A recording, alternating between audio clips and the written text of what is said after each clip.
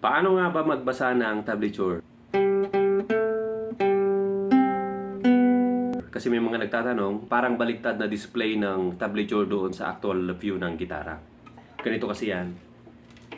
Yung standard display ng tablature, yung top line dyan sa tablature, ang katumbas niyan ay yung, pag binaliktad mo yung gitara, yung pinakataas na string, yung number 1. At saka yung bottom line ng tablature, ang katumbas niyan ay yung pinakamababang string sa gitara, yung number 6. Ito.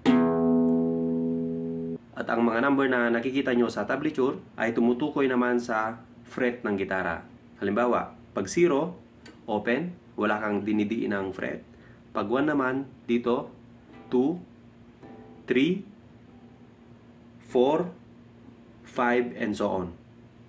Ngayon, pag binaliktad natin yung gitara, balik doon sa actual na view, yung tablature na naka-display, yung line na nasa taas ay katumbas niyan yung number 1 na string. Ito. Yung bass naman, ang katumbas niyan, yan yung bottom line sa tablature. Ito. Ngayon, balik tayo dun sa mga numbers na nasa tablature. Halimbawa, first string, 0 ang nakalagay. Ang ibig sabihin niyan, wala kang didiinan. Kalabitin mo lang ng open.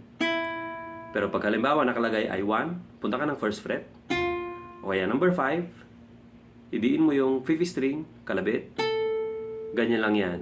Yan din ang gagawin mo sa ibang string. Halimbawa, 3rd string, 2nd fret. Ang nakalagay dyan sa tablature ay number 2. So, punta ka ng 3rd string, punta ka ng 2nd fret, diinan mo yan, kalabit. Pero halimbawa, may nakita kang magkatapat na number. Halimbawa, 2nd string ay 1, at saka 5th string ay 3. Yan ay usually C chord. Pagsabayin mo lang kalabitin ang 2nd string at saka 5th string doon sa designated na mga fret. Ganyan lang. 1 and 3.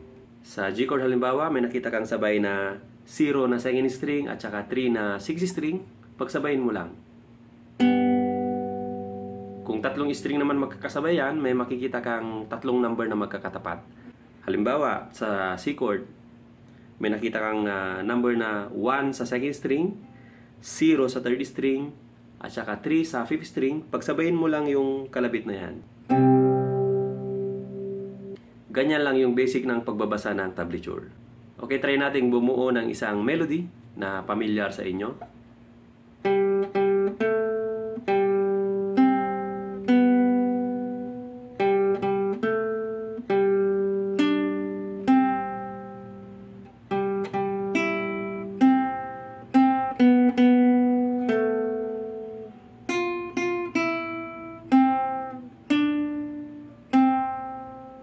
So, yan lang yung basic ng pagbabasa ng tablature. Madali lang actually.